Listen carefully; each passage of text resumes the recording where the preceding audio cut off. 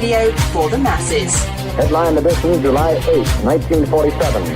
The Army Air Forces has announced that a flying disc has been found and is now in the possession of the Army. If the game is rigged, change the game. Game changer.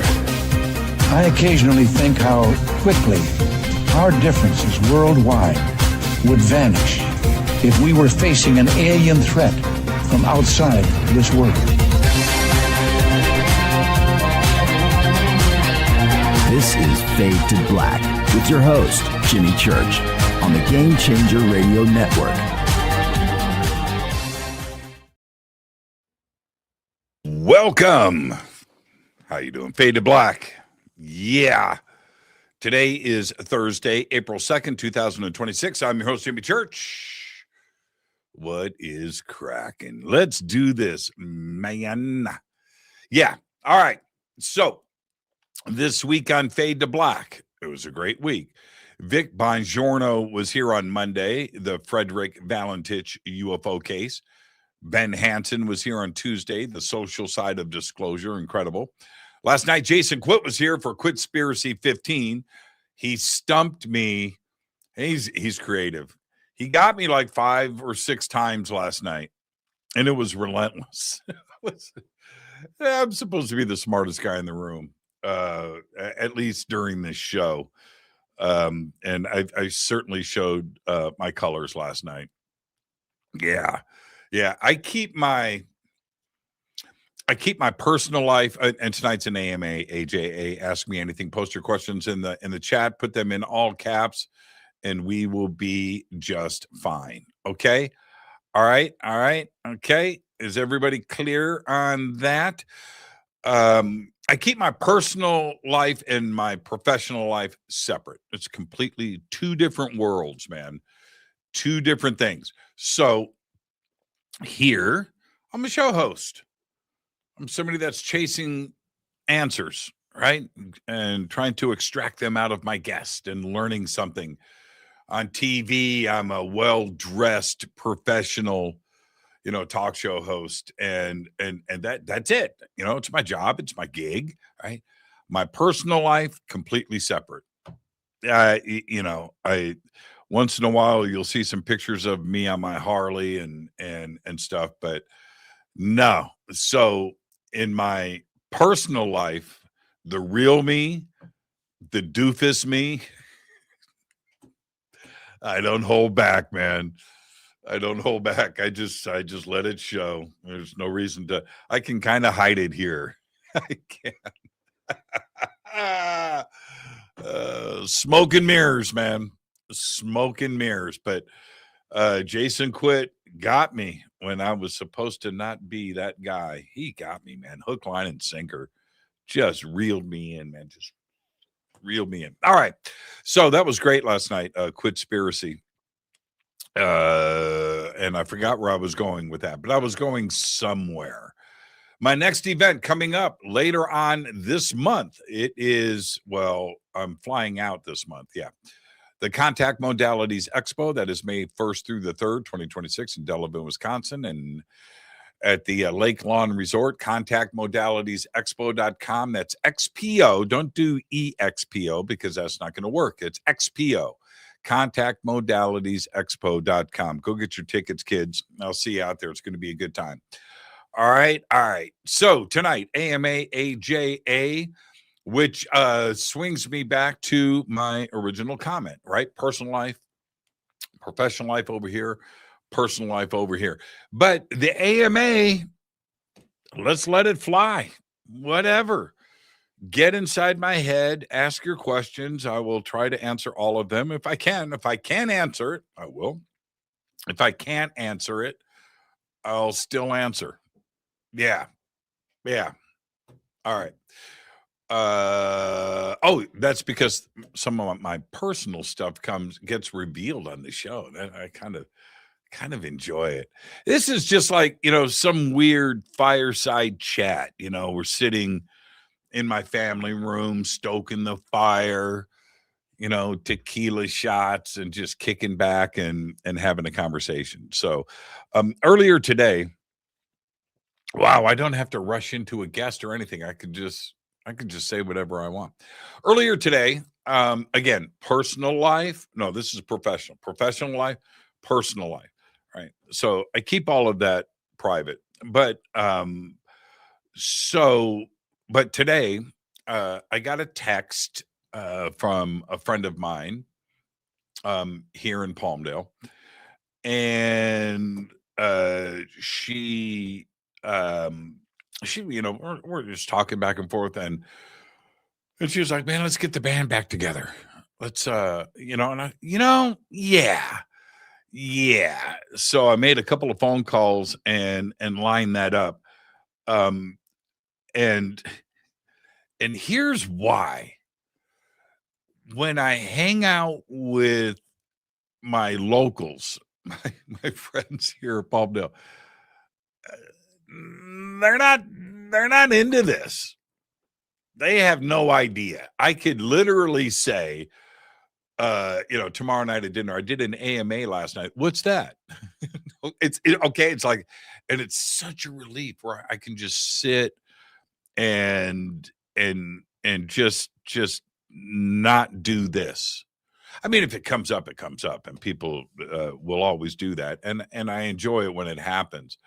But taking the break, yeah, it's pretty good. So I was all over today. Yeah, man, let's get the band back together. Let's go out and do that. So that's what we're gonna do tomorrow night. And anyway, what am I watching right now besides Artemis 2? All right, so I am hooked. The updates for Artemis 2. The crew is sleeping. Okay, what's coming next? The crew's going to wake up. All right, what happens after that? The crew's going to exercise and eat breakfast, but they're going to do that 2 at a time. Okay, all right. So they're on sleeping schedules. Oh, I get it. Okay, all right. So what's going to happen next? And wow. So the update is Artemis 2 just did their big 5-minute and 31-second burn, and are now on their way to the moon. There are a couple of trackers, and if you go to space.com and you go to NASA, there is literally a minute by minute tracker, distance traveled, distance left to the moon, time in space, right? All of that is right there. Bop, bop, bop. I can't take my eyes off of it. It's absolutely incredible that we have 4 people right now, 4 astronauts, 4 Earthlings, 4 humans in a little ship going to the moon. How cool is that? I mean, that's absolutely incredible. It's actually happening in our lifetime. For most of the world, they haven't experienced this. You have to be my age to remember Apollo, right? Skylab. How incredible is that? Absolutely incredible. And so last night during the show, when I was talking about Artemis and being in the Orion capsule, 4 people. So you're one, you have 3 other people, and 0 personal space, man. I mean, that's it. You guys better be friends. But you need a back room. You need an escape room. You just do. And so I cracked a joke last night about, going to the bathroom in your spacesuit, and which I'm sure is happening. But they do have a bathroom, I found out. Yeah, they've got a bathroom on Orion. The waste management system. That's what they call it, the toilet. And they don't have, I tried to confirm this. It was really weird how the door for the bathroom is not out there. So I am going to be, I'm going to put this out to everybody in the chat really quick. Do you know what the door is on the bathroom? If you go, I looked at so many floor plans of it, and looked at drawings, illustrations, photographs, everything else. Are some reports that there is a door, an actual door. Others say that it's a curtain that you draw across. That ain't good enough, man. I'm sorry. You're in a room this big. You've got 4 people in that room, and you've got a little room over here on the side that's 2 foot by 2 foot, and you're pulling a curtain across, and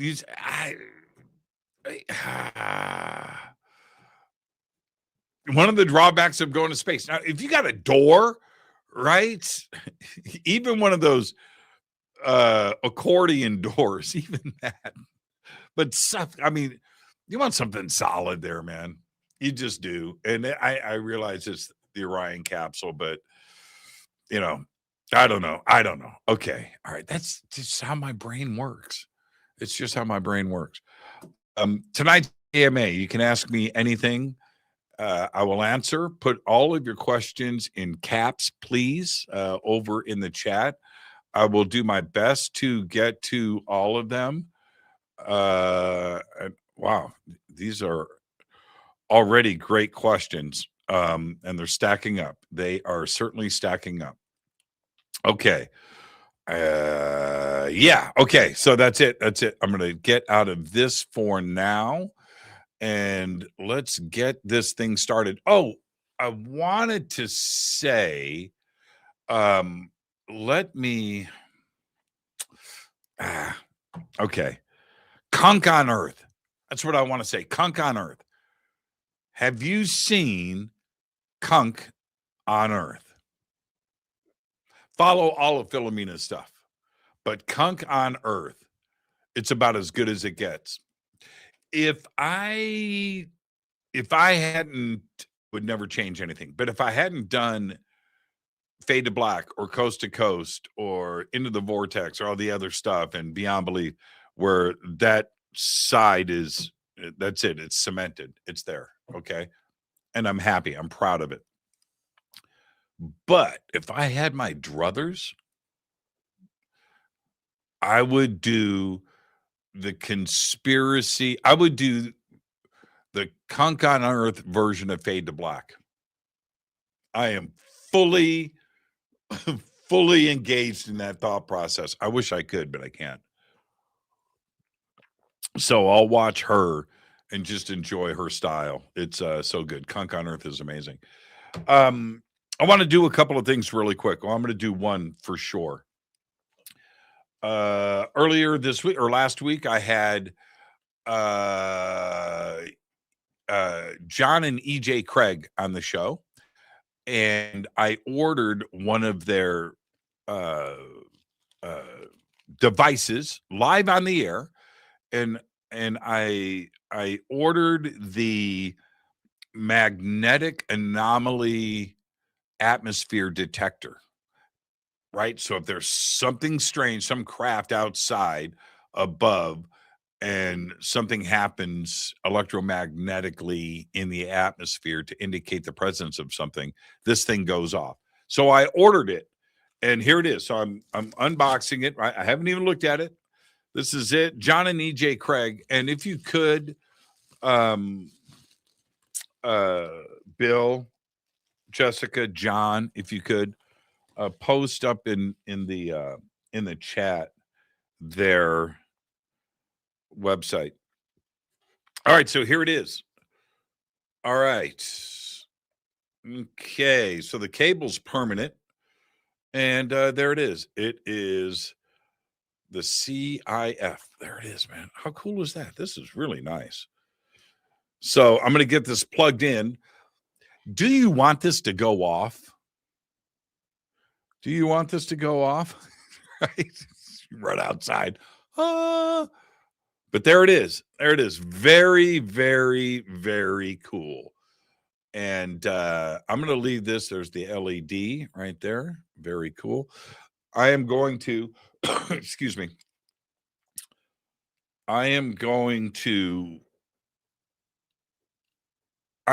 This is going downstairs. I don't know if I want this upstairs. This goes off, and I look around and there's something going on in my bedroom. Nah, I'm not gonna go there. Man, this is really nice. The construction's really cool. Did you get it up in the chat for everybody? Let's see, Bill. Did you do it for me? Bill, did you do it? Did you get it? I ordered one and did not get it. Yeah, you'll get it soon. This got to me pretty quick. But I order mine during the show. If you want, I'll tell John and EJ to fast track you. But there it is. Man, I'm excited about this. I'm excited. What is it? Okay. So anyway, that's that. Everybody, report UFO. Thank you. It's right there. Report.ufo track.com. Just head over there and check this out. I'll keep if this goes off, if it lights up, if it detects something, and I go outside and see something, I am going to shout this to the world for a very long time. Here's the instructions and nice packaging. Okay. All right. So that's that. Thank you for that, Bill. And Bill, let me know when you get yours. And there you go. All right. So where are we? You want to get this thing started? Shall we just get this thing started? All right. Let's go. Yeah. Let's go. Yeah. Coffee. What is that on my chest? Oh, it's my necklace shining through the shirt. Oh, that's looks like I've got crumbs, but I can feel it. It's my necklace. Okay. All right. Let's go. Let's see what we got. What was the last this is from Renee. What was the last music that you listened to? Mine was Tool's album. Whoa. Renee listening to Tool. I got some Tool stories. The last music I listened to today. All right. You ready?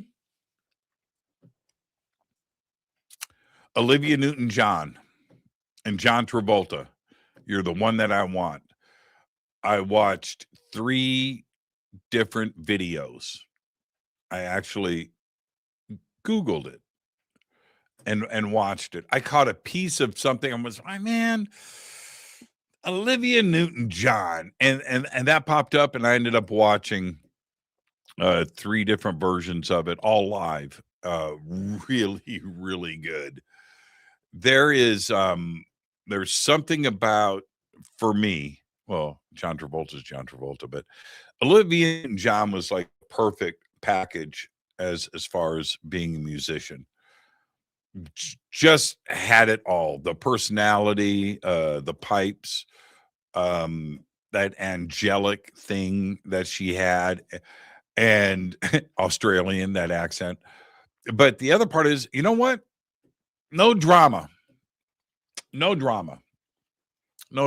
Olivia Newton-John, absolutely incredible. So that's what I listened to today. Yeah. Isn't that weird? It should be the opposite. It should be Renee listening to Olivia Newton-John and me listening to Tool. So there you go. All right. Okay. Yeah, the Tool guys, back in the day, when everything was taken off, and I knew a couple of the band members before the fame. Well, I knew them after the fame kicked in, but I don't think anybody expected, as great as the band is and was, and especially those early videos. Nobody expected that. No, you have hopes and dreams. And and a rock and roll thing, and sure, but then boom, and then it happens like that. Yeah, it was pretty incredible. Absolutely incredible. Okay. All right. Up next is Carl. Hey, Carl. How you doing? Jimmy, happy Friday. Why are there not more reports or sightings of USOs? And is Dolan's book on the subject a good read? It is a good read. All of Dolan's stuff is good, but the USO stuff is the part one. The illustrations, the graphics that go along with all of the reporting that is in there, it's pretty comprehensive and conclusive about what's going on.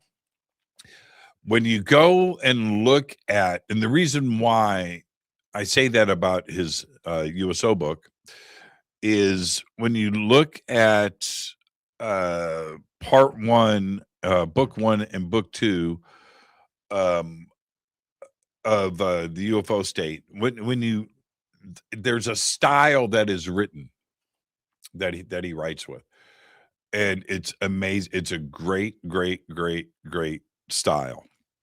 It's the same thing in the USO book. So everything that you appreciate about books 1 and 2, it carries over into the USO stuff. So it's written the same way. So, and I have the book, which is great, and I also have the audiobook, which is great. And what is great about the audiobook, and I love audiobooks, is he's reading it. So it's pretty cool. So you got Dolan's voice. So yeah, the USO book is really good. Let's see what's next here. AMA question for Jimmy. This is from I'm. When you and Caroline Corey swam with the dolphins, I didn't swim with the dolphins with Caroline Corey. I don't know what that's about. For Billy's project film. What? Did that ever come to fruition? Pics posted along? That never happened. I don't know where any of this is from. No, never swam with the dolphins with Caroline Corey or Billy. I did that by myself, and there was no filming. I might have taken a few pictures. No, I didn't take pictures. I was in a wetsuit. The resort, the people they took pictures, so that's what was posted. But no, Billy wasn't there. There was no filming. There was no Caroline, so there is no film project going on with that. All right, what's your take on the Artemis 2 mission? That's from Delta. What's my take on the Artemis 2 mission? Well, I just talked a little bit about it, but there's another element to it that there's a few. Here's my take. I would have thought that there would have been a 24/7 4K live stream feed from the inside of that capsule. Where is that? I really thought that would the technology. Where is that? Okay, it doesn't have to be 4K. Give us 1080p. We'll take 720. All right, we'll take 720. We'll take 480. That's a little disappointing. And the communications between the capsule and Houston and Kennedy is also sporadic. And they're talking the entire time. One of the astronauts, I think it was Glover, he said, he goes, man, we'll answer that later. Our hands are busy right now. We're working, and we'll deal with that. I thought, wow, okay, that was cool. All right, a little inside stuff. But okay, so there's that take. Number 2, all 4 of those astronauts are taking pictures. Okay? All right? Instagram, Facebook, Twitter. Don't they have an Instagram account? Don't they have an IG account? Can't they, on their phone from space, right? They've got a whole communications network set up. The net is there. Can't they click on Instagram, click on post, click on photos, choose the photo, and then click post and put a nice little caption, couple of hashtags, right? Hashtag badass. And where is that? Can you imagine what would be going on if that was happening? Hey man, okay. So let's live stream right now. Do some where is that? I don't get it. So that's number 2. I'm shocked. I am talking about shocked that is not happening in this world that we live in right now. Of all the things, I don't need some foodie posting pictures from Paris of their croissants. I want to see some Orion action. Okay, so where is that? Where is Instagram from space? Where's the live streaming from space? We don't have that.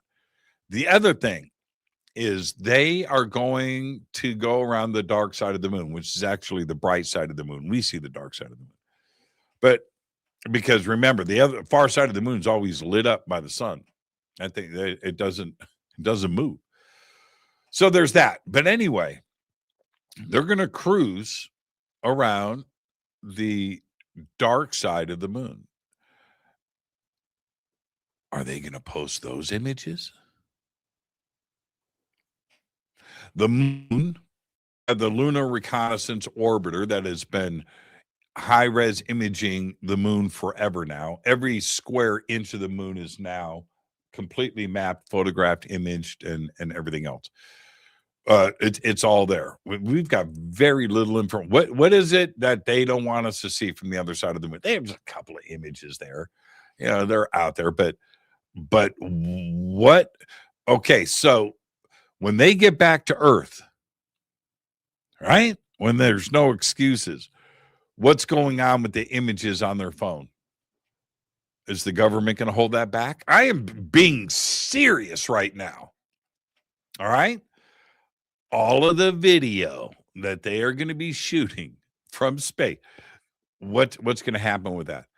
Now, and also I looked, I couldn't get confirmation of that. Do they have cell phones with them on this mission?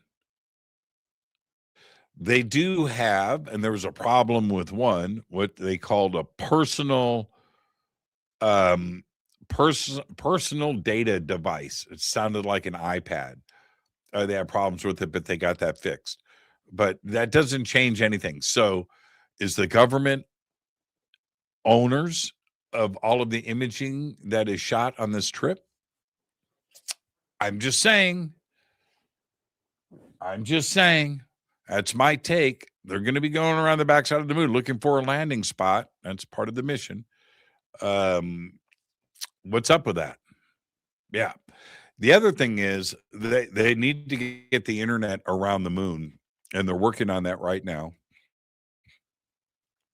It'll be an Amazon, Jeff Bezos product, I'm sure. But if they build a base on the dark side of the moon, on the far side of the moon, then direct communication to Earth has to come from something that is up and above the horizon on the moon where you can see Earth, line of sight, right? Okay, there's that. Here's the other thing. We won't be able to see what they're doing from here. All those amateur astronomers. Here's my 5th point with Artemis 2. I don't know how to express this clear enough. We have amateur astronomers discovering 3-foot meteoroids, meteors and asteroids, right? Okay. It's happening all the time, happening every day. There's somebody discovering something right now as I speak to you. It's what is real. Are there any feeds of Artemis right now? Are there any amateurs? We can look up and see the ISS with the naked eye. So, right? I've checked the web. What's going on with that? I'm not saying hoax. I'm not saying that. I'm not saying they're faking anything. I'm not. But man, isn't this a cool opportunity for everybody to hook up your cell phone to your telescope? And all right, moving on. Delta, all great stuff. Thank you for that. And those are my takes on Artemis right now. I'm very excited about it. All right. So let's see here. I'm not sure what this is. So many questions. Ask Richard Dolan about a memo he dug up from the Canada Library decades ago, written by Philip Klass, desperate to discredit Stanton Friedman. If found, please discuss. It's both historic and hilarious. I remember a chatter about that. And so thank you for that with so many questions. And I don't have so many questions. I don't have so many answers for that. But I'll ask Richard. I'll ask him this weekend. Let's see. MWL. What has been the fastest miles per hour on the Harley so far?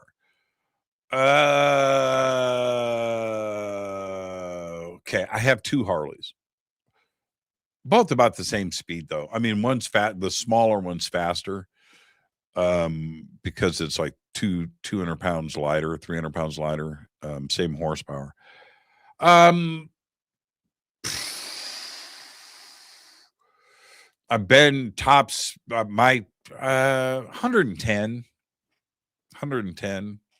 I think I've done 115 a couple of times. Getting it to 110 is super easy.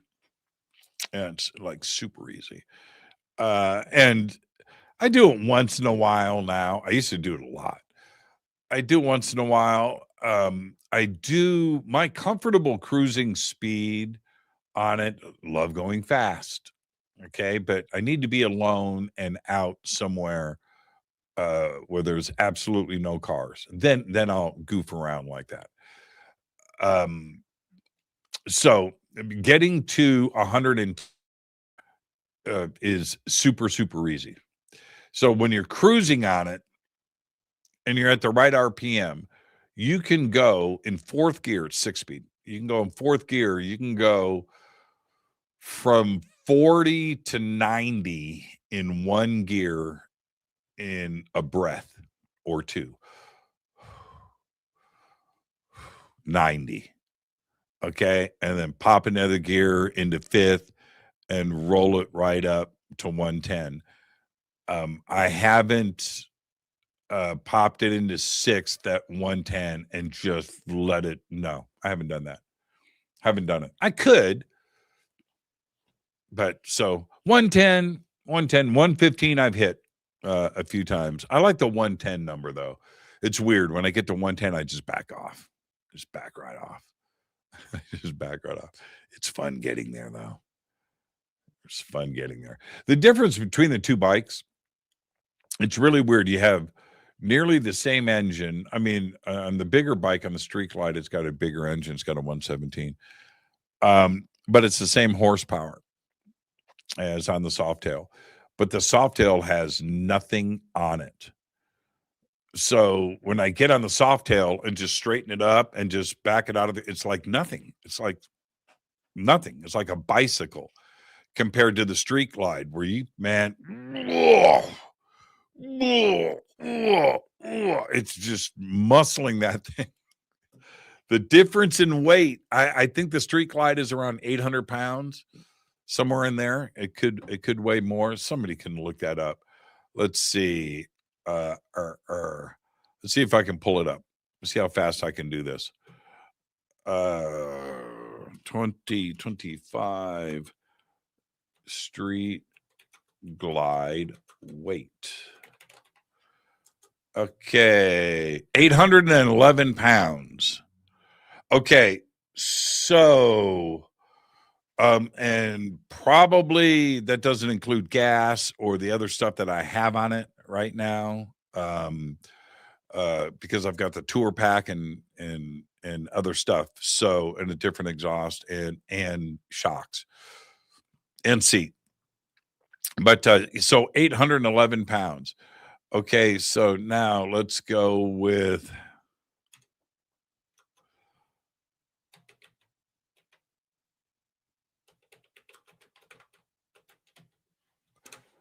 Softail. Yeah, 600 pounds.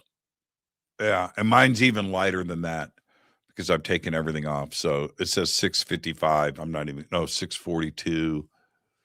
Yeah, 642. It's probably 600 pounds. So I wasn't that far off. So the difference in that when you're going to speed, it is so much faster on the Softail. Everything about it. Okay. Let's see what is next here. Hello, Jimmy. Hello, Jimmy Church. If you are in a spaceship touring space, how far do you want to go? Like example, the Andromeda galaxy, that is forever away, but it's close though, by galaxy standards. Please share, Jimmy Church. Thank you. Thank you very much. All right, Charles. This is such a great question, and I ask this a lot of guests, and I also get this question a lot. So much depends on, I was talking about that bathroom on Orion, right? So much depends on comfort and everything else, and what you have to sacrifice to do it. Things that you have to give up. Like I can't take my Harley with me, right? Okay, so how far would I go? Well, question number one, is it a return trip? If it's a return trip and I know I'm coming back to friends and family and food and my Harley, then that's a big consideration. But if it's a one-way trip out there forever going in one direction, or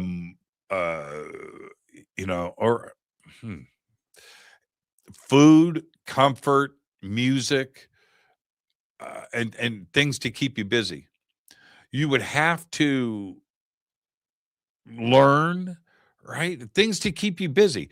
Here on Earth, if you're a kid here on Earth, man, you're going to school, you are kept busy. Your brain is growing. If you're on a ship, then where are all of the things that occupy children's time growing up?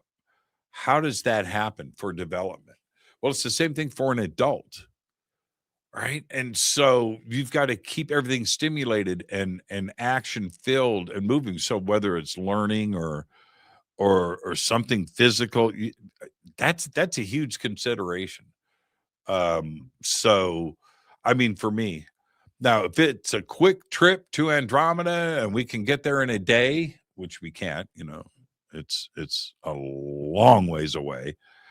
But if we get things up to light speed or whatever, speed of light, Andromeda, Andromeda is it's like, how far away is Andromeda?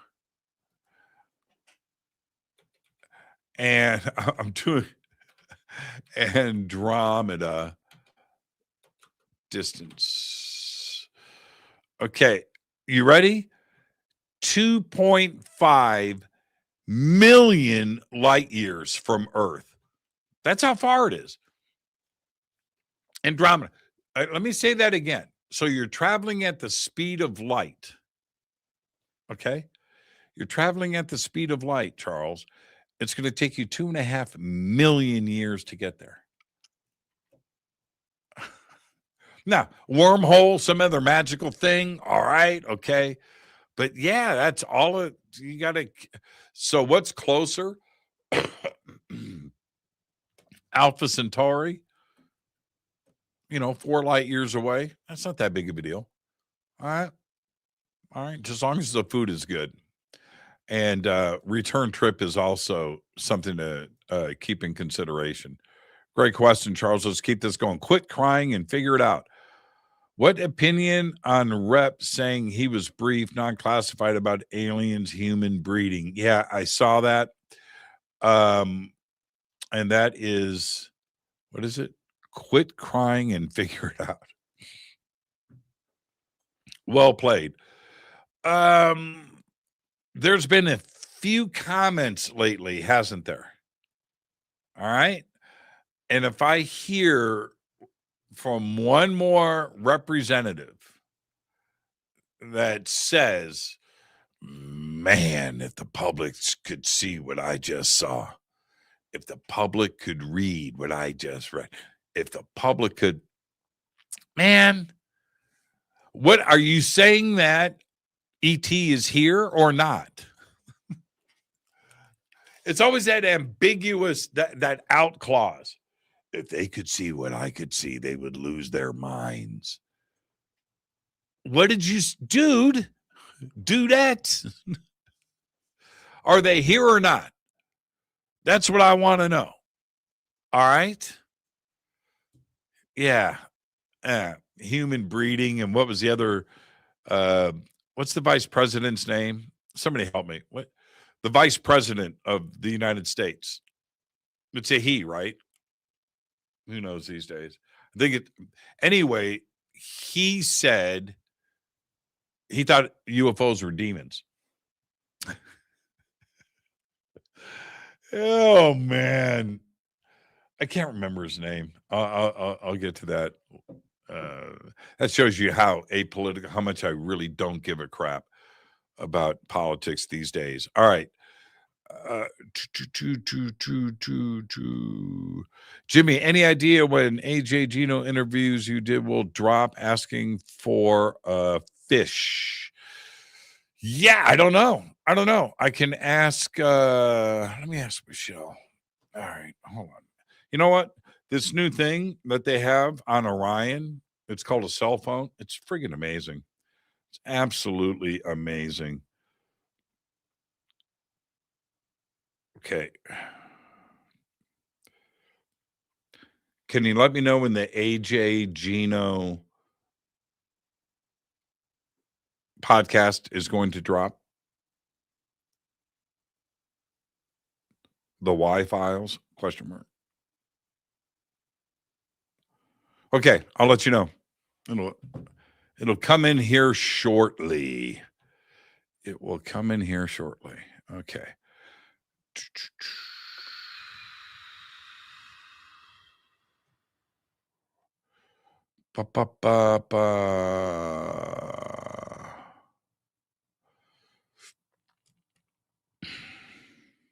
My scrolling is skipping everybody. That's why it's taking so long. Android Paranormal. In your opinion, will it be disclosure if Secretary Hegseth releases all 46 UFO videos Representative Luna requested? No. I mean, disclosure to who? Would that be disclosure? Well, I mean, how many videos are there? You know, but so apparently she's seen a bunch, and 46 is the number that she wants released. She specifically 46 videos. Is that disclosure? It's certainly a big step. Yeah. Disclosure, Android, for everybody, for most. Disclosure is one thing and one thing only. Okay? An announcement from the Oval Office on live TV that we are not alone and we are being visited. Period. That's it. That's that. Anything short of that, for the vast majority of this planet, vast majority of the people in this community, that is disclosure. Anything else, you know, you got some doofus like, oh, I almost said a name. I don't do that. But some popular personality that might call himself a doctor in this community going, you know, no, that's not disclosure. That's not. It's simply not disclosure. Disclosure is one thing and one thing only to so many, and I understand why.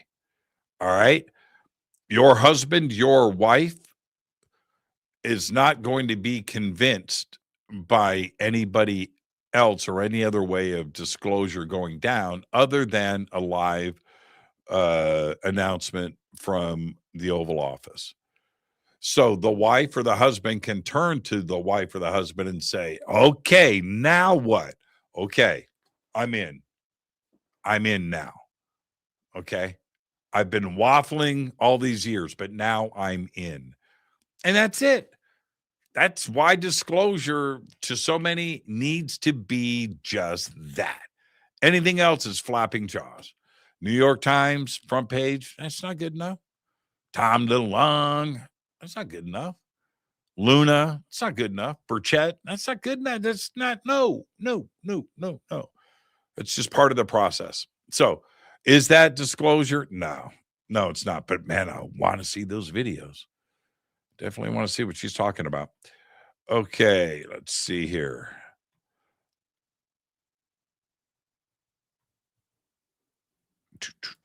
Jimmy, are you having a guest on about the second Sphinx? I am working on that right now. I need to have the right guest. But working on that right now. I'm intrigued. I'm intrigued. One of the reasons why talking about this last time with Jason Quit. One of the reasons why this is so intriguing to me is two Sphinxes. This is nothing new. All right. You can go back and look historically at a lot of different hieroglyphs, stelas, statements, temple walls, papyrus, plenty of examples of two Sphinxes and a second Sphinx. This is nothing new. And I always thought where they say it's at an angle going between Khafre and Khufu. So you have the first Sphinx here looking east. And then so between the two pyramids, there's a line and it's here. This is what I thought, right? So you have one east and west. And so this other one is, I always thought would have been directly behind the other Sphinx. Here's Khafre. Here's the Sphinx, and the other one would be out here on the west side of the Giza Plateau. That's how I envisioned it. But, all right, so they've got it at an angle, but when you look at the imaging, and I've looked at a lot of images of Giza right now, and there's definitely a hump right there. Yep. So there you go. They've described that part of that sand that's there as hard packed. Yeah, it's not soft. It's like it's turned to cement. But we'll see.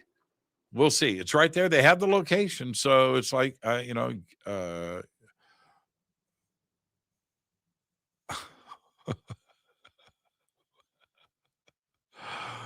have no idea what this is. Jimmy, any suggestions for this invasion of field mice into my space here in the soybean field? Derek Farmer. We had a Dayton, but they violated their... Oh, man. Get a cat. Get a cat. Oh, get a cat. That's funny. I have no idea. You know what? A pellet gun would be probably pretty cool too as well. Okay, so let me go backwards.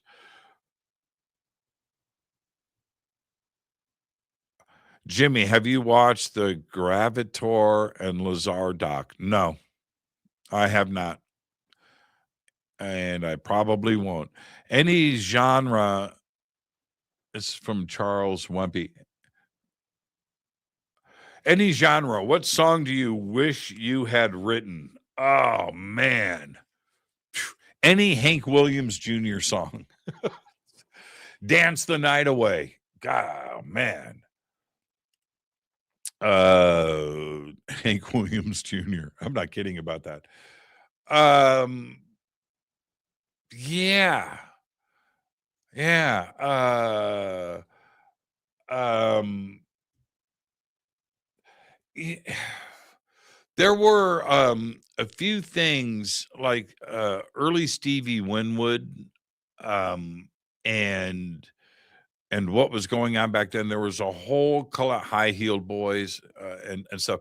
So there's a whole collection of and that way of writing. 1970, 1969, 1970. That was really, really good to me. And that includes, some of that early Elton John stuff and things that musically just made so much sense and were so beautiful. MacArthur Park. I mean, how amazing is that? So He Ain't Heavy, He's My Brother. How beautiful of a song is that?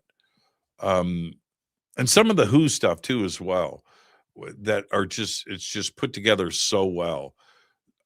So that's a great question. And that also shows you, I mean, look at, man, how about So What? Miles Davis. Right? Yeah, I wish I wrote that. It's perfect. It's absolutely perfect. So yeah, there's a few. There's a few. There's a couple of Yngwie songs that I wish I would have written too as well. Queen is in Love. Queen is in Love. Yngwie Malmsteen. Holy crap. Liar by Yngwie. Just melodic. Oh, just so good. So good. Okay, let's see. I'm going backwards now. Any thoughts on Bob Lazar? Why is Bob Lazar the subject right now? I know he always comes and goes, doesn't he? Bob Lazar's a tough one. Bob Lazar's a tough one. And the reason why Bob Lazar is a tough one is that so many people just want to believe and need anything for not the only thing that checked out with Bob Lazar, like the only, okay, listen to me. The only thing that really checked out was the lights above Area 51 at a certain time. Which doesn't prove dick. But there was that. But everything else, all of it, didn't check out. Not one single thing. So, and the rocket car on the front of the whatever newspaper, what was it, Los Alamos, whatever that is, with Teller sitting on the park bench. I spent 30 years completely okay with Bob Lazar. Okay.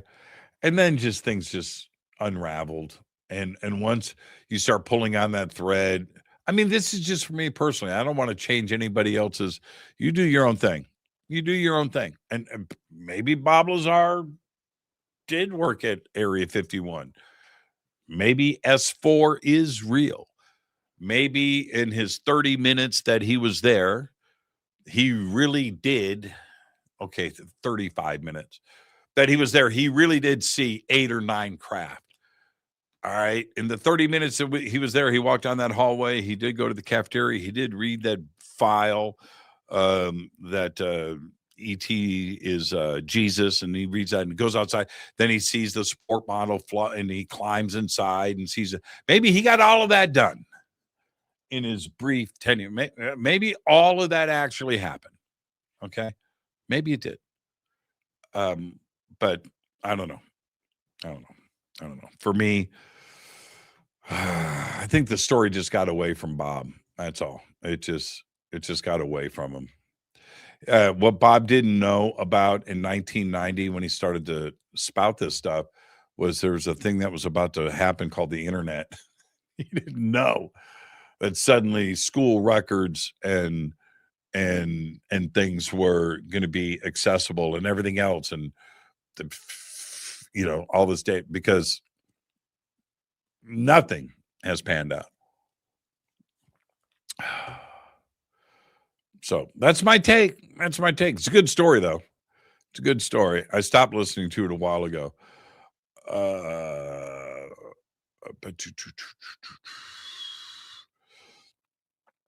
Jimmy, if you could have food replicators for your home, how many will you like to have? That's the question of the night.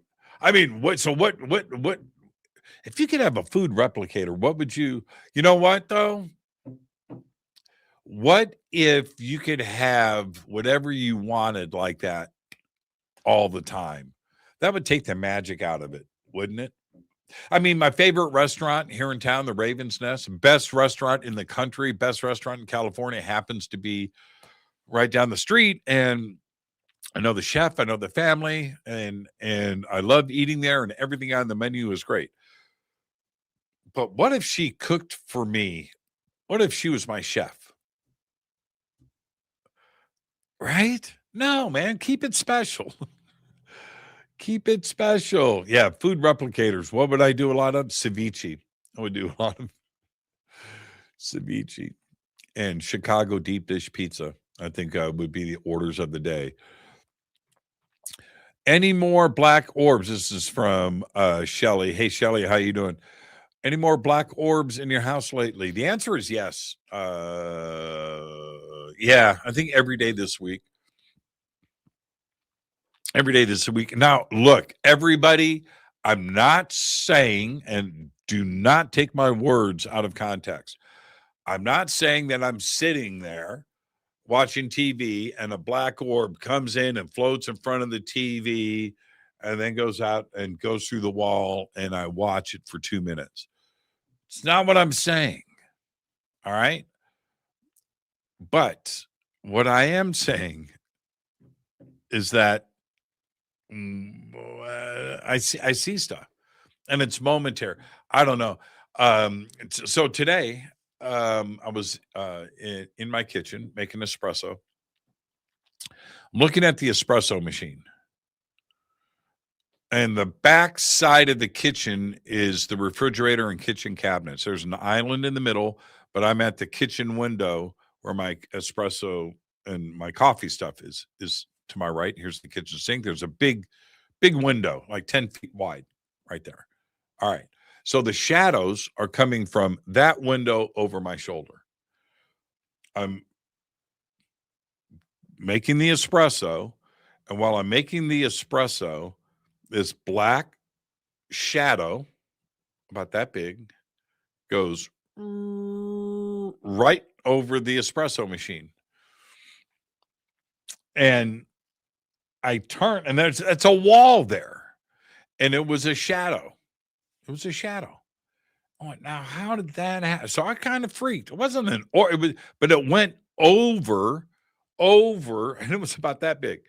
Right in front, I have a coffee grinder, espresso machine, coffee maker, tea kettle in a row. And then my coffee's up here. But I had these 4 machines right in a row, right? And it went right across.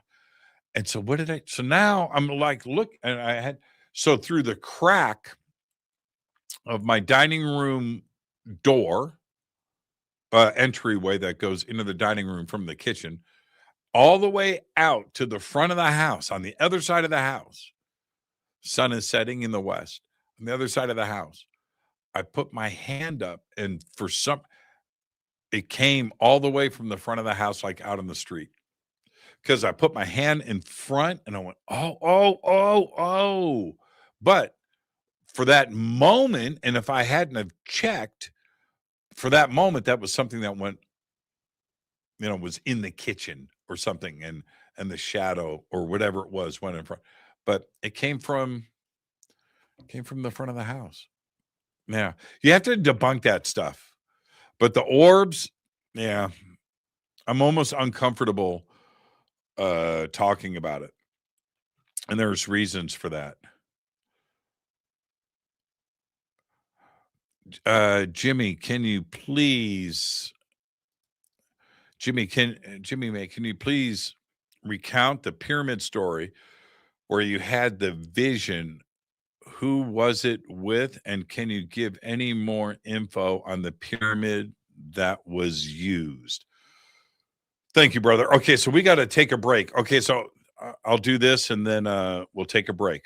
The pyramid, okay, what I think that you're referring to was when I was in the king's chamber and I was alone. Okay, so I mean, I was there. Billy Carson was outside, and everybody else, Muhammad Ibrahim and his wife, they were all outside. Doha, they were all outside. So I had the Great Pyramid to myself, and it was the Great Pyramid. Okay, not Khafre, the Great Pyramid. And so I went in. The other person that was with me was the director of the Giza Plateau. He was there. He followed me and he wasn't supposed to be there. I was supposed to be alone. So I went in, blah, blah, blah, blah, blah, up and into the king's chamber. And I went and laid down in the sarcophagus. I'm not going to go into those details. I did that. I sat up and I was filming. And then the director of the Giza Plateau was in the king's chamber. He came in and caught me.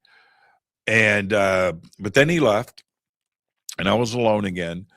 And what I did that caught me by surprise is I went up. I took my shoes off. I was barefoot, and I grounded myself against the wall. So here's the king's chamber. Down here is the entrance, the tunnel that you come in. Over here's the sarcophagus. Okay, so against the far wall up here, the far wall is where I grounded myself. So I put my hands on the wall. I'm barefoot. I'm on the floor. I closed my eyes. I assumed the position, leaned in, and started grounding. And that's when the vibration went through my body, like tingling, like static electricity.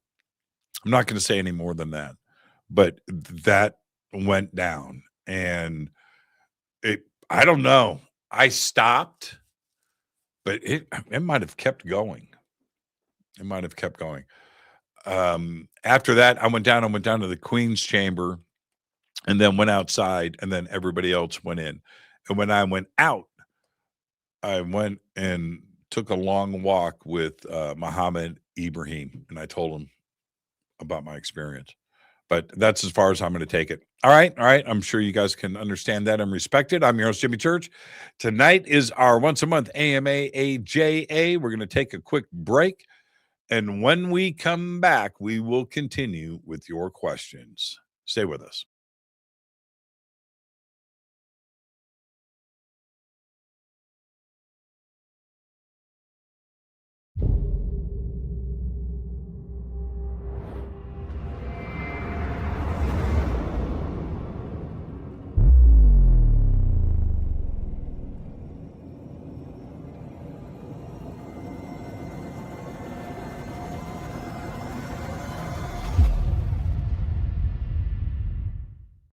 Subscribe to our YouTube channel to get your alerts and access to over 2,000 videos. Click that subscribe button right now. Go to jimmychurchradio.com and get the Fade to Black official podcast. 2,000 episodes, all of them commercial free for just $2 a month.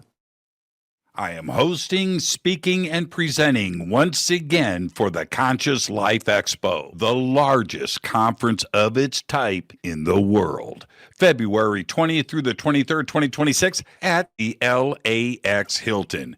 Speakers, event, and schedule easy. Just visit ConsciousLifeExpo.com. I will be hosting and speaking at the Sedona Ascension Retreat, March 20th through the 22nd, 2026 in Sedona, Arizona. An amazing list of speakers, and it's beautiful Sedona. Come and hang out with us and just go to SedonaAscensionRetreats.com. I'm heading back to Midwest. The Contact Modalities Expo, May 1st through the 3rd, 2026, in Delavan, Wisconsin, at the Lake Resort. It is beautiful. This is a great conference right in the heart of the Midwest, where I'm from. I'll see you there. Just go to Contact Modalities Expo, that's XPO.com.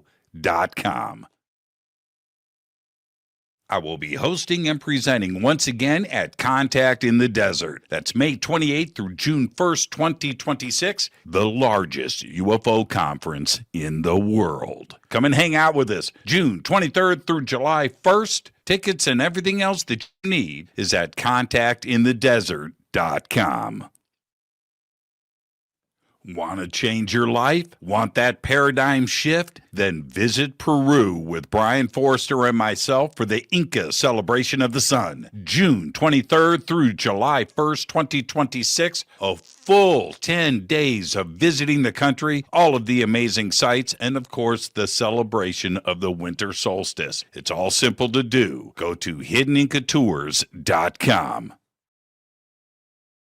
Come join us for the Monty Python Scotland Tour, August 1st through the 9th, 2026. This is a once-in-a-lifetime event where you get to go to the castles from Monty Python and the Holy Grail. August 1st through the 9th, 2026. Just visit HaleyARamsey.com.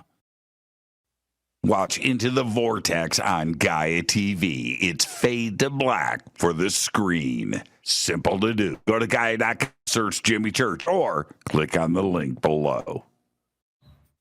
Follow Fade to Black on Twitter at JChurchRadio. Get all of the show updates every single day. It's now called X, but who cares? Go to JimmyChurchRadio.com and become a Fadernaut. Get a membership. That's right. Everything is commercial free. You have access to downloads, and you get to call yourself a Fadernaut. Jimmy Church, Gaia TV, Fade to Black, here at Machu Picchu with Brian Forster and Hidden Inca Tours. Amazing tour so far, Brian, but we're here to announce what we're going to do next year in 2026. What's going on? Okay, November 2026, we're going to have our major tour of Peru and Bolivia, either a pre or post tour of Paracas and Nazca on the coast. And then after that, 6 days in Easter Island. Bucket list, Easter Island. Come join Brian and I and his amazing team here at Hidden Inca Tours for Peru, Bolivia, and Easter Island. Signing out. Say goodbye, Brian. Bye, gang.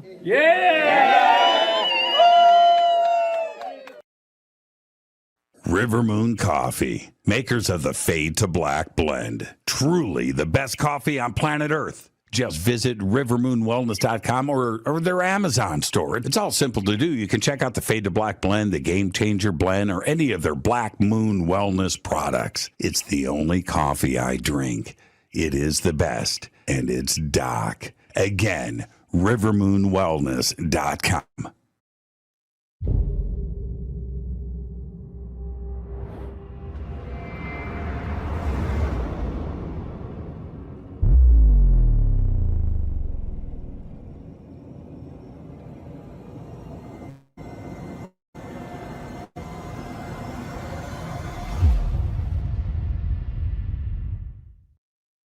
All right. Welcome back, Fade to Black. I am your host, Jimmy Church.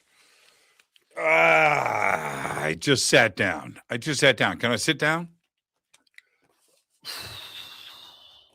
How you doing? Okay. I want to show you guys a couple of tonight's our AMA. Put your questions in all caps in our live chat. I'm going to pop this up into the live chat right now. Let me back up and see. Yeah, that's it. Man, you guys, good questions tonight. All good stuff. Okay. All right. So let's go here. Let's go there. Okay. Done. Let me pop this up in the chat really quick.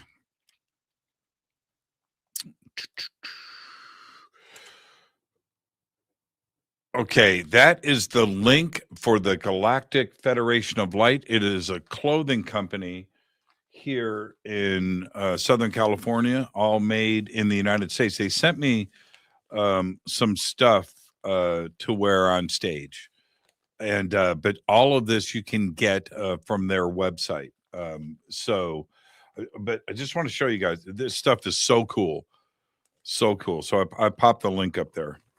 And I'm opening it. This is the packaging it comes in. This package is filled with light. Everything is charged with their light system. So anyway, here's this first shirt, and check this out, man. How cool is this?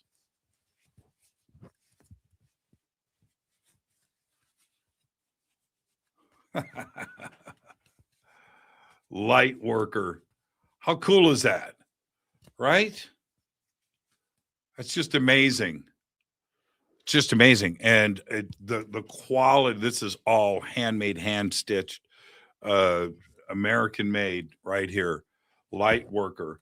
So there's that. Here is, again, all the packaging is the same, right?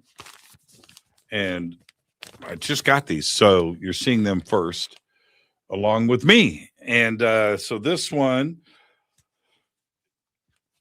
it doesn't get any better than that, does it? Look at that color. 1111. Huh? Galactic Federation of Light.com. And here is a purple Dotan. Oh, it's blue. Dotan he's a fashion designer. He's really good.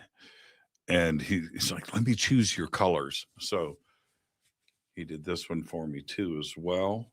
Look at that. Just incredible stuff. So Galactic Federation of Light, again, made in the USA. Look at that. It's just really cool stuff. And I want to get this out of the way too as well. I'm going to do one other thing. R.A. Shell, she's amazing. She is an artist and she makes her own decks. Okay, so her website and Instagram are now up in the chat. And this is what I've got from her. These oracle cards. This first one is called Dumpster Fire Oracle deck. And I haven't opened them yet. There's reasons for that. I'm going to have a friend of mine, I already know who, here locally, Amy, right? Amy Christine. So she's a great reader. So I'm going to have her read my cards. So that's the first one, Dumpster Fire Oracle cards. Let's taco about it. Oracle cards, very cool. And then this other custom set, bite-sized wisdom, food for thought, ruins cards. So you can just go to her website, which is yesoracle.com, and get yourself some. They're really cool. They're really different. I've got so many decks of cards. I've got a lot. I probably have a dozen or so custom decks that have been given to me over the years, and I love them, and I love the artwork and everything else. These are totally fun and different, and who's not going to like or appreciate Dumpster Fire Oracle cards? I mean, there you go. Yesoracle.com. Okay, let's get back to the show.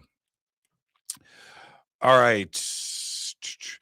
Is the good luck Mr. Gorski quote from Neil Armstrong a true story? I believe it is. Yeah, that's a great question. That's from Derek.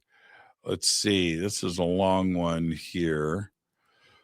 This is from Susan. Susan said, in reference to your earlier discussion about what to do with your guitars after you have passed, have you considered donating them to some inner city schools art programs? Just a thought. Now, that's a great question. And I was just talking the other day with a friend of mine, Kurt James. Kurt's been on Fade to Black, an amazing guitar player, just one of the best in the world, period.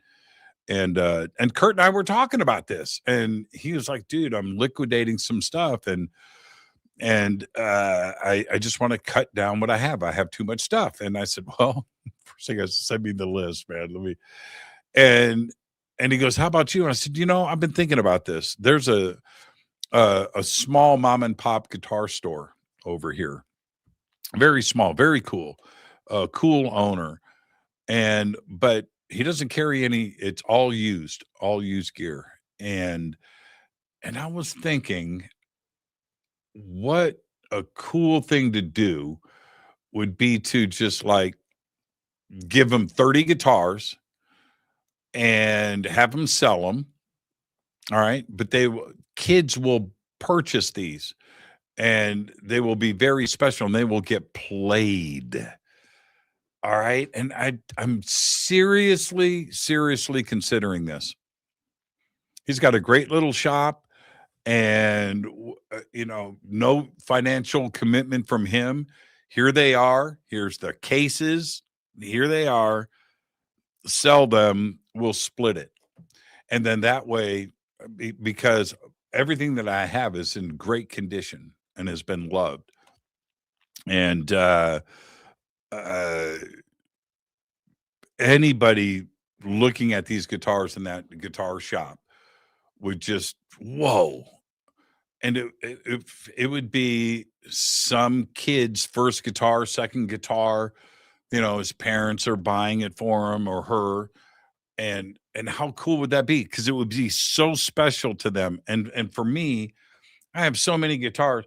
If I just looked, like right there is a 20th anniversary RG Ibanez Puss guitar. Puss. Red. Oh, I haven't played it. I haven't touched it in 3 years. And that's not right. And if you go down that Jackson right there. I mean, when I'm pointing, that's what I'm pointing at. Look. This is a friggin' Jeff Beck Jackson. Look at this thing. Look at that. I mean, still got the sticker on it. And I've had this guitar for a long time. It's beautiful. Just perfect guitar. It just sits up there. This needs to be in the hands of, I knocked some stuff over. The guitar didn't fall. Don't worry about that. But you know what I mean? It's just like that's grotesque. That's just not cool. So yeah, I'm thinking about that. That's a really good question, a really good point. Thank you, Susan. Jimmy, is Voyager still out there and sending back info? Yes, it is. Voyager. There was last year, there was a little, it blacked out for a minute, but they fixed it. I cannot believe that that's the farthest object, fully interstellar now. It is out. It has left the solar system and still transmitting data. That's incredible. That's incredible. So yeah, still doing his thing. All right.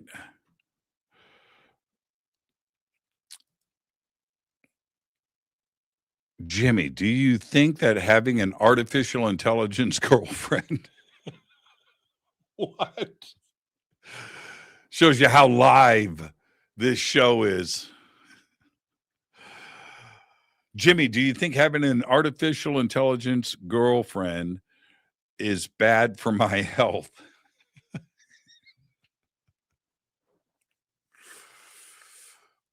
Man, a lot of people are doing it, men and women. So I haven't dipped my toe in that water. I have not. Just so everybody's very clear on this, I think it was Esperanza the other day. She texted me with an AI question, uh, and I answered. I said, I don't know anything about artificial intelligence, so I have not chatted or asked questions of AI. I've got all of the AI turned off here. Um, yeah, yeah. I'm a little leery on the false information aspect of it, but the other side. So there's that. I have zero.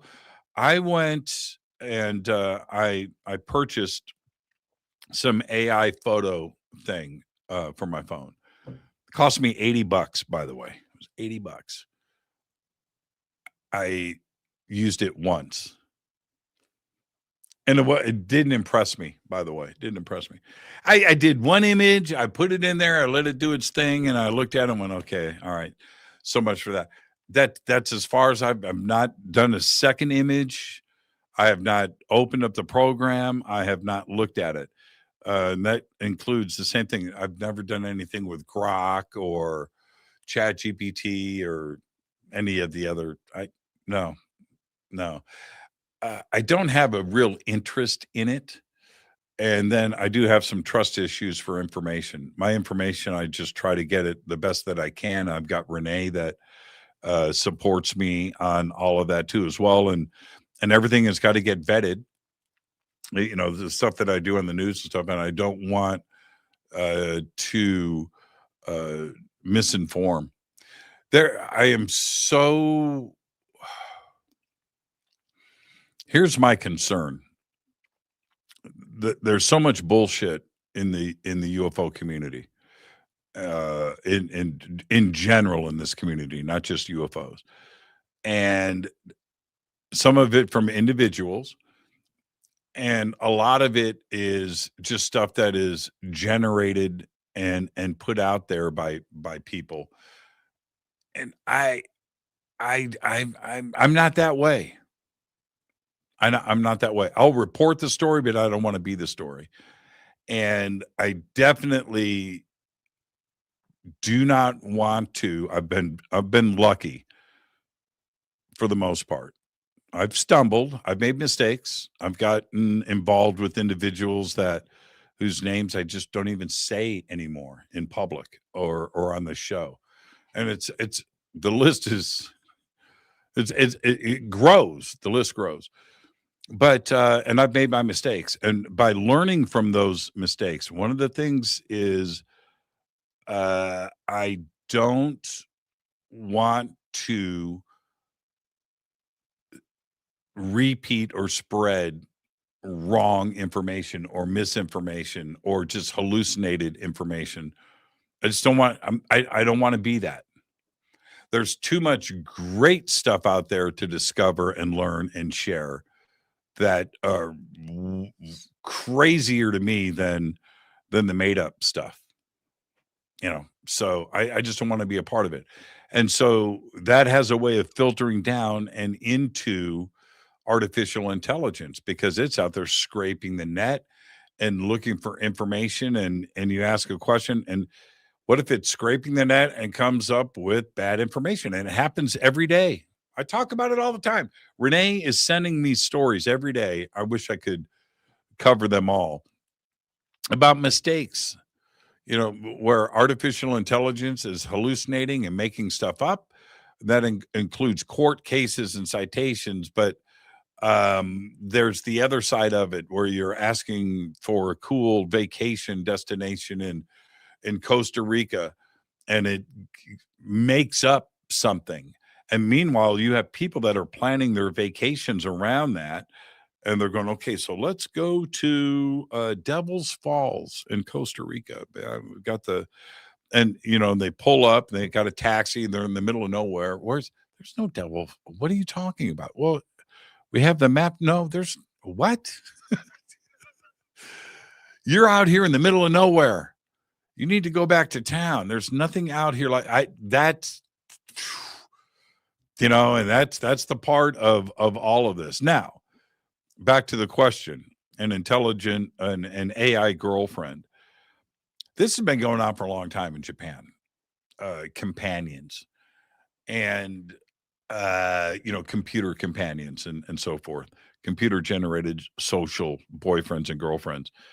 And look, if that's where your comfort zone is and you're okay with that, do your thing. Do your thing. It's just not for me. Not right now. Not right. Never say never, right? Okay, let's see here. I have to know your thoughts on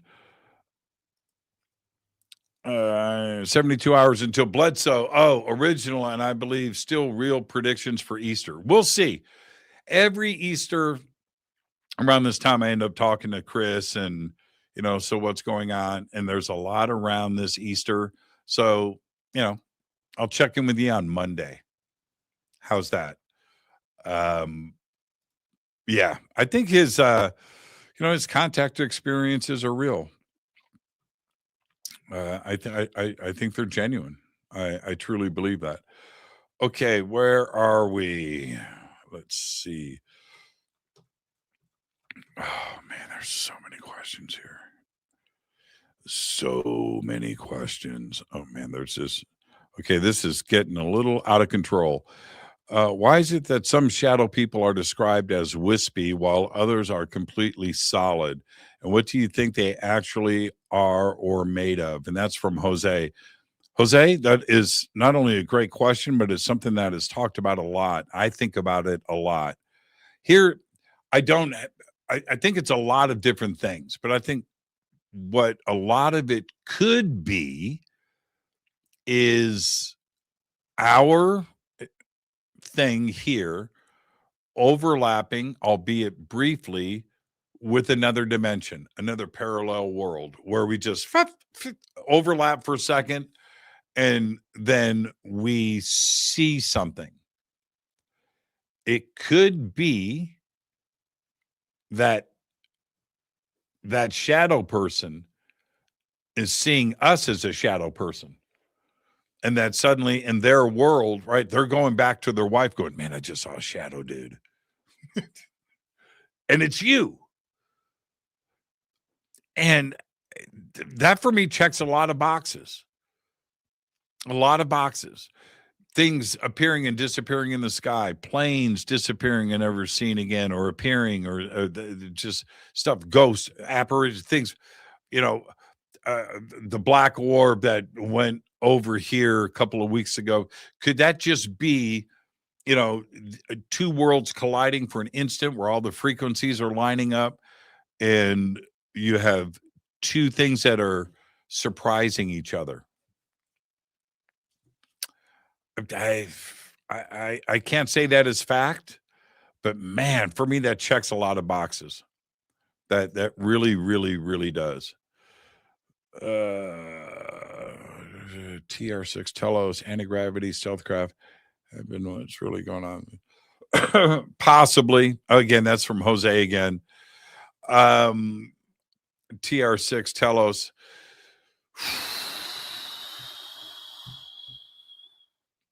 All right. Phoenix Lights was a real event. And it wasn't just in Phoenix. It started off in Nevada, went across Arizona, went over to Phoenix, turned south, and headed towards Tucson.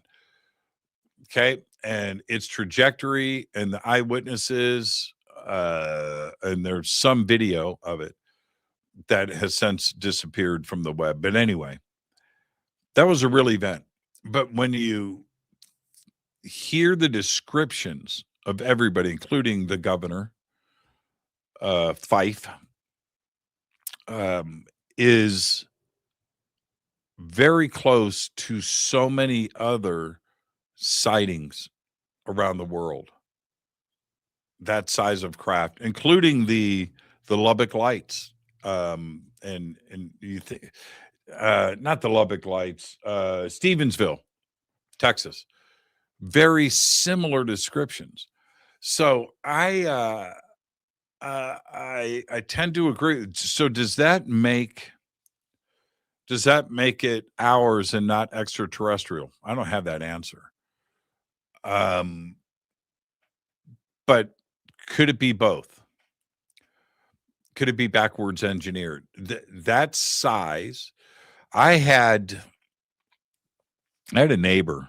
His name was Mikey, back in Burbank, and he was a kid. But his family, I think his dad lived out here in Palmdale, and so he comes over one day. He was helping me build some stuff in the backyard, and so we're sitting there talking. And now I met Mikey when he was like 10 years old, and 10 years later when I left. So he would have been about 20. So I watched him grow up, but he was probably 15 years old, 16 years old, him and his brothers, and were building stuff in the backyard. They're helping me lift heavy wood. Anyway, this is what he tells me. He goes, man, I was in Palmdale at my dad's house and having a birthday party, and it went kind of late, but we were all inside at about midnight, and then something happened, and then I went out into the backyard. I was going over to my neighbor's house, but he said, and I looked up, there was something in the sky, and he said there was a giant black triangle a mile long. He said it took up the whole sky, and he said it was right above him, low. He could just almost reach out and touch it. And he said in his panic, the first thing that was in his head was, why aren't the police shooting at this? All right. So he goes and he's pounding on the neighbor's door to wake them up, which he does. And he's yelling at them to come outside to see this. And he said, while he's standing there, it just went and was gone. Everybody came outside and he had to tell them the story. It was gone. He said that for the rest of it, he would not walk alone outside after dark. This is a kid. This is a teenager that's got his stuff together. He was too scared to walk outside. Now, what is that? I don't know. I don't think he's making it up. I think it was a real event, and it was also here in Palmdale. I have thought many times, what night, when is it going to happen when I walk outside here in Palmdale and I see that? And I sort of have. Personally, I think he should interview Margot Robbie. What's that? I don't understand. Oh, Jimmy. Okay. Jimmy, I meant the meditation experience with the copper pyramid at someone's house in the U.S. I'm not sure the lady's name. All right. So that was Vivian Chavez. And yes, that was her pyramid. We were at a conference. I don't remember where. I almost said Las Vegas, but we are at a conference somewhere. I do so many conferences with her. We were somewhere. And so she goes, okay, so Jimmy, it's right there. Let's do it. And I said, okay, all right. So I go over and I sit. This is what happens. All right. It's a long story. I'll give you the short version. So I go and I sit down. She puts on headphones, had music playing, not sure what. but I was watching her do her thing with other people before I went over there. So it's almost like a Reiki thing where her hands, and I see that. Okay, so I'm assuming that's what was going on with me. But anyway, so I put the headphones on. I'm sitting in the pyramid, and I close my eyes now. And these are noise canceling headphones that I'm wearing, so I got nothing but this orchestral music, classical music, or something going on. But this is what happens. So this pink, it's always pink. I don't know why. This pink cloud, it's like a fog. It rolls in from my left to my right. My eyes are closed, but it just comes in. Now I've got this pink thing. And then that goes away. And I'm standing in a crowd. I'm a spectator in a crowd at a parade. I wasn't sure what was going on, but I looked around and I could see, and it was amazing, by the way. I could see that I was in Egypt.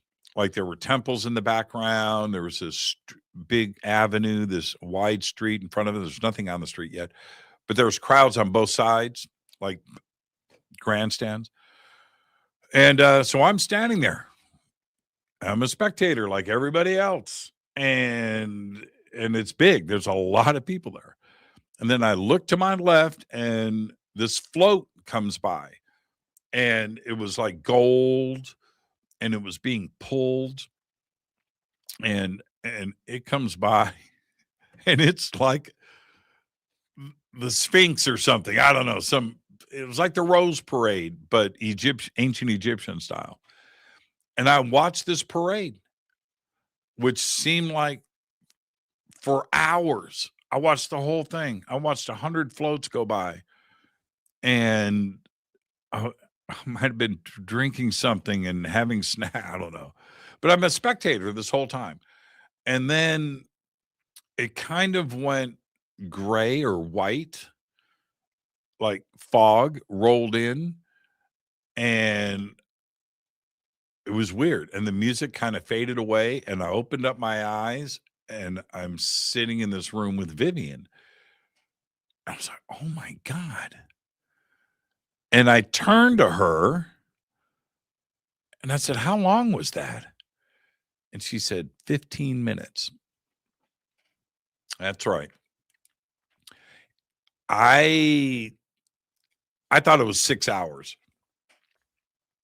3 hours, 6 hours. I watched an entire parade. And I know how crazy this sounds. I don't give a shit.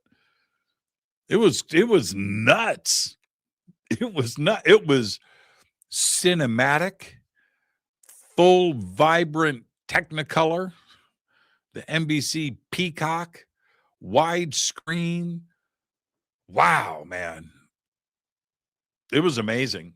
Now, since then, that was many years ago. Since then, every event happened last week. It happened last month. It's going to happen next week when I see Vivian. I can't say. I'm doing something with Vivian next week. She's like, Jimmy, pyramid's right here. Okay, all right. Okay. It scared me. No, it was fun. I don't mean it like that. What I'm saying is, wow. It was just so much for the senses and to unpack. And the thing that really startled me was 15 minutes. I wish she would have told me it was an hour. I could have understood that a bit more. But when she said it was only 15 minutes, I don't know how that time compresses like that, because I watched the entire parade. All right, let's see. This is that Walt? If you saw an orb slowly moving on the wall, would you try and touch it? Maybe if I was close enough. Yeah. Yeah, why not? I haven't had that opportunity. They're always outside of arm's reach. Look, I'm not this crazy orb guy that sees orbs all day long. There's this green orb just came into. No. I don't want to imply anything. I have seen stuff. I've seen a couple of things this week, and they seem to be repetitive. I'm not sure what's going on. It's to the point where I almost want to go to my eye doctor and go, dude, is there something floating? Do I have a big chunk of something inside of my eyeballs that are, appearing to be something that's not there? It's like that. I really feel the thought has crossed my mind for me to go to the eye doctor. It seems like you have a spirit trying to manifest in your house. Could be. It could be. I have 2 Labradors in spirit that show themselves in many ways. Brown shadows are common. Is that right? Is that right? Okay. I'm reading everybody's comments. Let me get to the questions. Sorry about that. I love hanging out with you guys. We can just sit here and do this like forever.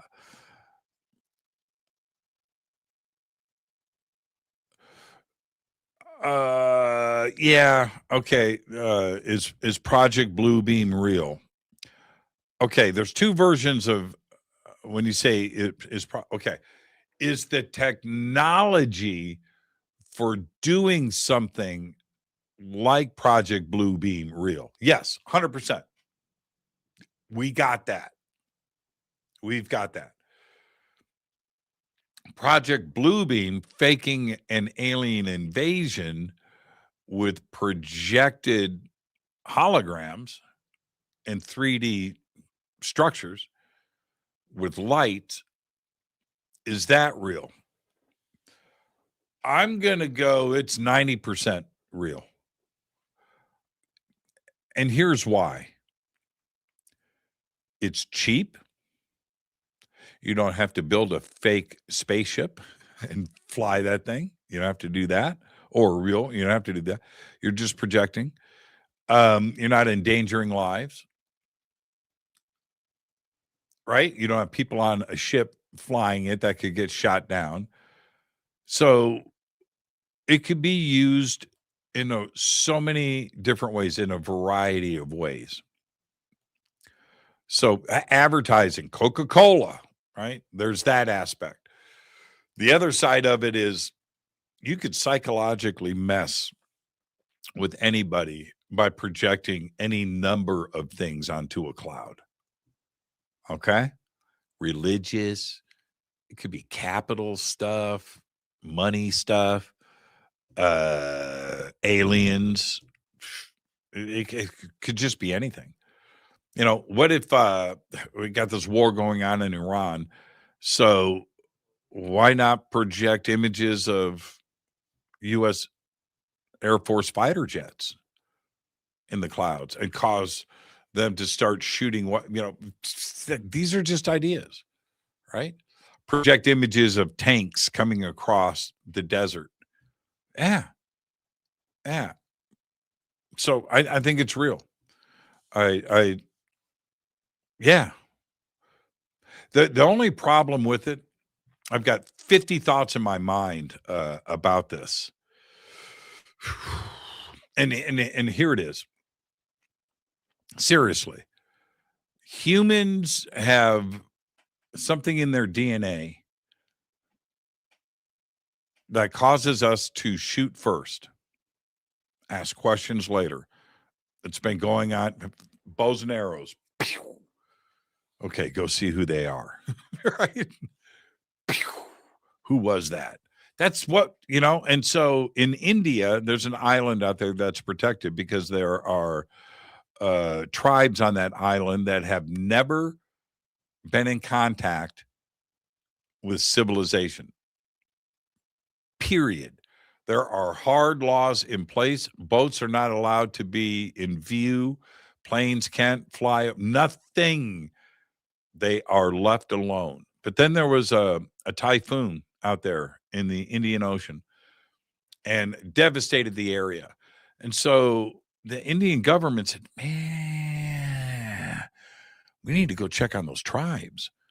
So they got a helicopter to fly over the island just to observe the destruction of everything. You know what happened? Spears, bows, arrows, rocks. And they've never seen a helicopter before. That's just what we do. So wouldn't we do that with Project Bluebeam? We would. Not only, I'm not talking about our military. It's our military that will be pulling off Project Bluebeam. I'm talking about average Joe citizen that's got an assault rifle at home or a pistol at home, slingshot, blowgun, whatever. We're going to shoot at, and you're only going to be able to do that once, because once we find out that it's a hologram, then the effect of Project Bluebeam is done. So you can only do it one time. Ben Hansen and I were talking about this the other day. So that's my take. I've got another 49 thoughts. He's got Gibson tattooed. I do. I've got Gibson on this arm. See? Oh, wait. I have Gibson here and Fender here. How do I level it? Yeah, there you go. It's so hard to do it backwards. Fender, Gibson. My sons. I did that the other day. I was with some friends of mine, and they go, "Oh, you got tats?" I said, "Yeah, I got my sons." "Oh, really?" I said, "Yeah, Fender and Gibson." They didn't know it was guitars. They thought that that's where my son's name. "Oh, those are great names for boys." I said, "Yeah." Yes. It was really funny. All right, let's see here. Let's see. Did I just see Heather Pittman? Are you here? Am I hallucinating? I'm just looking for all caps, people. Oh, it was Batman. I thought it said Pittman. Wouldn't the planetary defense be a good application? Okay, hold on. Wouldn't the planetary defense be a good application? Have it access all satellite and telescope feeds in order to identify uncharted asteroids in the solar system? You would think.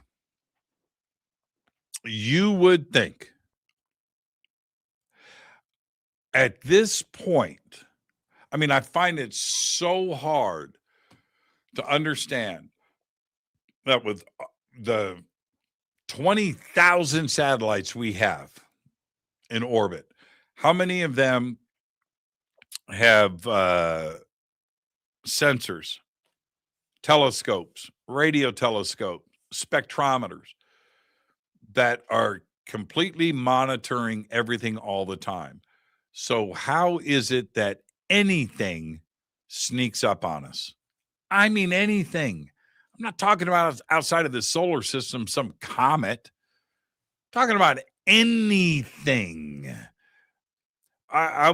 You would think that by now that every asteroid in the asteroid belt has a number or a name. Every single one. I don't care how big. I don't care. By now, with all of our tracking ability and all of the computers, that everything is just that there is nothing that can sneak up on us. But that's not the case. So Batman, I am with you.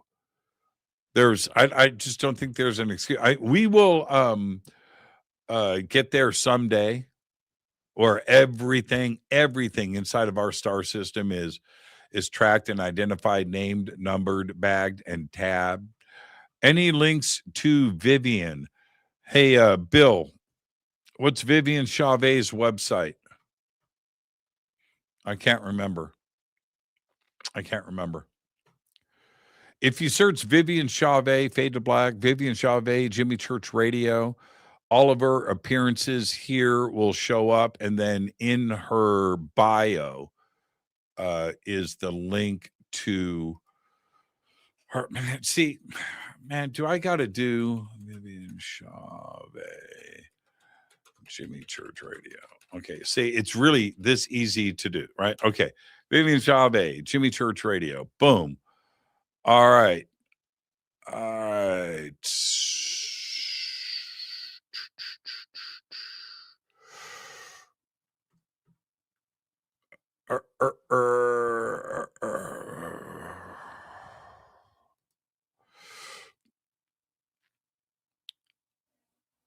Oh, that's the movie that we were in together. I apologize for that.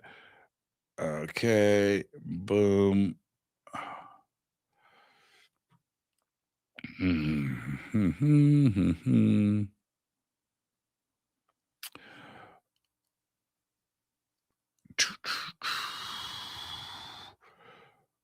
Man, she has. There is so. She's on so many different networks. I don't know.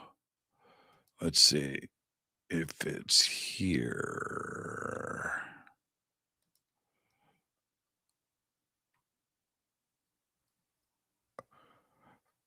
Okay, man, I sound like I'm. Oh, there she is. Got it. Okay, here it is. I will tell you right now. It is infinitehealingfromthestars.com is her website. And I will now pop this up in the chat.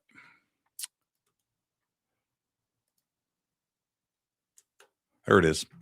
It's right there. Okay, before we run out of time, let me get some more questions in.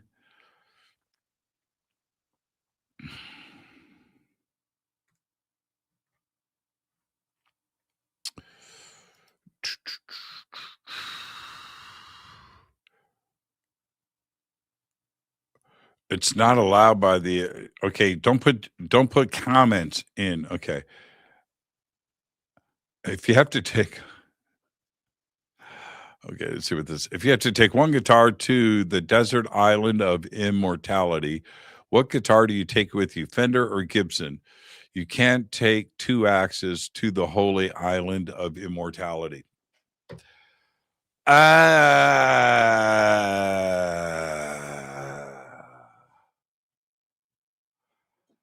I take the flame.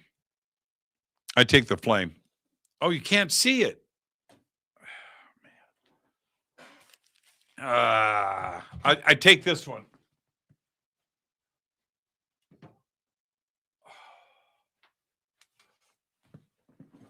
Yep.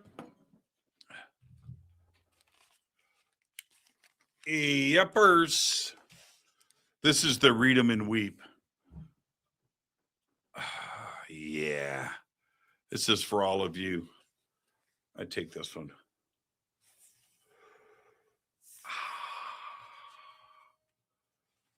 Is that insane? Look at that. Take a real good look at that. This thing, German Floyd Rose, Dead Switch, Da Vinci tuners. Look at that. Look at those.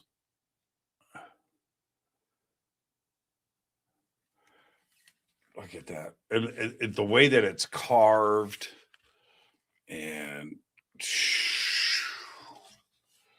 the paint, the sparkle. Do you see that? Look at that. It's just perfect.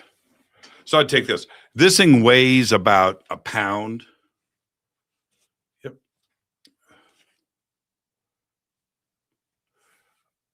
And trust me when I say it's what you think it is. That's perfect. That's what I would take. I would take that. Beautiful, isn't it? Isn't it beautiful?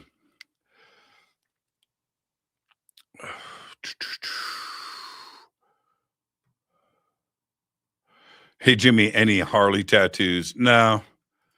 I'm kind of kind of done with tattoos. I'm done.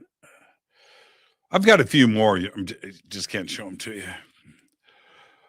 All right.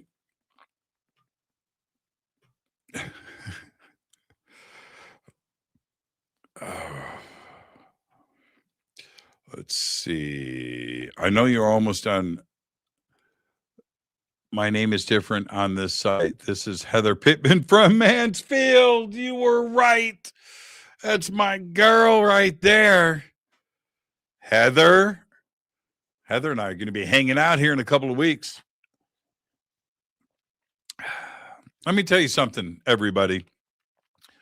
Everybody say hello to Heather. That's Heather from Mansfield. Heather and I, she called in every Fader night for years. Years. We never met. She was in Mansfield, Ohio. So she shows up at the Contact Modalities Expo. I hadn't talked to her in a few years. And she comes up and she goes, everybody say hello to Heather. That's Heather from Mansfield. Right there. Everybody say hello. So she comes up. She goes, Jimmy, it's me, Heather. And I go, okay. Heather from Mansfield. What? I almost knocked her down. We were inseparable for the next 3 days. And she's absolutely amazing. I can't wait to see you again, Heather. So you were here tonight. Please, everybody say hello to Heather. That is one amazing woman and super uber smart. Those conversations that we had on Fader night.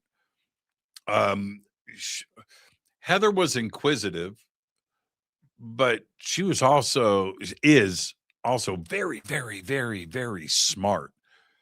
So over the years, I kind of felt like she was testing my intelligence because the conversations were deep. They were fun, but I think she was testing me. She was just she was permanent makeup, likely not a good idea. What's that about, Jeff? Are you going to get some eyebrows done? Heather, everybody, that really makes me feel great. I would take the Gibson Flying V, black and white, a Strat, a Kramer, or an Explorer. Well, I have all of those behind me. And yes, and you're right about that. So I have a 71 Strat right there in an Olympic white. And that's an amazing guitar. And I have Ingves pickups in it that I put in it. But that guitar plays perfect. But no, I would take this. I'm not going to change my mind. I would take the Flame. A Kramer. Which Kramer? Yeah, that's not the black and white behind me. That one right there. That's a Michael Schenker. That's not a Gibson. So there you go. All right, everybody. Let's wrap this up. Again, go to Yes Oracle and get yourself some dumpster fire cards. Go to the Galactic Federation of Light and get yourself a Light Workers t-shirt. They're absolutely amazing. And of course, John and EJ Craig and their UFO electromagnetic atmosphere sensor box. And so I'm going to plug this in tonight. Let's see if it goes off. I want everybody to have a great, safe, fun, and amazing weekend. I will be out next week. So I will see you back here. 10 days from now on Monday, but I've got TV production all next week. So have a great Easter, do your thing, have an amazing time. I'll be posting in social media and do a couple of live streams and stay in touch with everybody. But I'll see you back here on I'll tell you right now. I will be back on. I will be back on Monday the 13th. All right. I'll see you back here Monday the 13th. Until then, all I've got is go back Lee Tappy. Fade to Black is produced by Hilton J. Palm, Renee Newman, and Michelle Freed. Special thanks to Bill, John, Dex, Jessica, Dennis, and Kevin. Webmaster is Drew the Geek. Music by Doug Aldrich. Intro, Space Boy. Fade to Black is produced by KJCR for the Game Changer Network. This broadcast is owned and copyrighted 2024 by Fade to Black and the Game Changer Network, Inc. It cannot be rebroadcast, downloaded, copied, or used anywhere in the known universe without written permission from Fade to Black or the Game Changer Network. I'm your host, Jimmy Church. Go back, Lee Tappy.